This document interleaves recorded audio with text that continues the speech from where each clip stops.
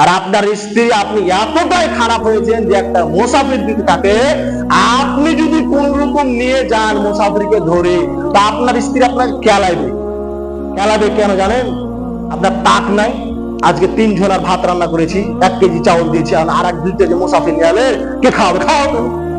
আপনার স্ত্রীর চরিত্র এরকম। মানে মুসাফির যদি আপনি একদিন নিয়ে যান, আপনার স্ত্রী আপনাকে এমন খ্যাপট দিবে, আপনাকে একবার চমক লাগিয়ে দিবে, তখন আপনি বললেন বাপ রে বাপ, একদিন মুসাফির নিয়ে গেছি তো আমার স্ত্রী যে খ্যাপট দিয়েছে, যে কেলানি দিয়েছে, আমি আর মুসাফির মসজিদে দেখলে আমি আর মসজিদে যাবো না, আমি আর বারান্দাতে নাই। কেন? যে আপনার মনে আছে আপনার স্ত্রী আপনাকে দিয়েছে এক ধমক। না, আপনার স্ত্রী 3 জনের চাউল রান্না করেছে, আপনি এখন মুসাফির হয়ে গেছেন 2 জন। এখন তো চাউল যে ভাত রান্না করেছেন, এই ভাত যদি আরো 2 জন খেয়ে নেয়, তাহলে তো আপনার অবস্থা খারাপ, ফের আপনার স্ত্রীকে ভাত রান্না করতে হবে। এই যে আপনার স্ত্রী ভাত রান্না করবে না, এই আয়েশা মতে এই অলসের জন্য মুসাফিরকে তাড়িয়ে দিচ্ছে, মুসাফির নিয়ে আসতে নিষেধ। অথচ আপনার স্ত্রী কিসে রান্না করে?